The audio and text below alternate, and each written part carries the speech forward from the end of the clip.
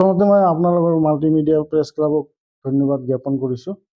আজি আমাৰ এই প্ৰেছ মিটৰ মূল উদ্দেশ্যটো হৈছে আপোনালোকে অৱগত যে অসমীয়া ভাষাটোক ধ্ৰুপদী ভাষা হিচাপে স্বীকৃতি দিছে।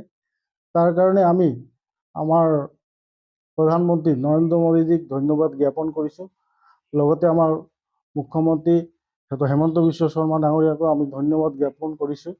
ইমান ধ্ৰুপদী ভাষা মানে কথাটো হ'ল যিখিনি ভাষা অতি প্ৰাচীন, ১,৫০০ বছৰৰ পৰা ২,০০০ বছৰৰ আগৰ ভাষা আৰু উচ্চ মানদণ্ডৰ ভাষা আৰু ইতিহাস থকা ভাষা, সেইখিনিকে ভাৰতবৰ্ষক ধ্ৰুপদী ভাষা হিচাপে স্বীকৃতি দিছে।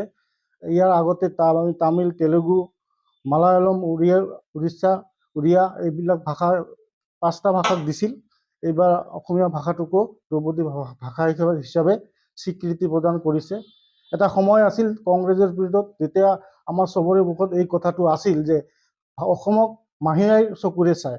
কিন্তু আজিৰ দিনত আমি দেখিছোঁ অসমৰ প্ৰতি ইমান কেন্দ্ৰীয় চৰকাৰৰ মানে অনুগত্য, আমি স্বীকাৰ কৰিছোঁ, বহুত বহুত ধন্যবাদ দিবৰ কাৰণে বাধ্য হৈছোঁ। সেইকাৰণে আপোনালোকৰ ওচৰত আজি এই প্ৰেছ মিটখন সম্বোধনা কৰিলোঁ।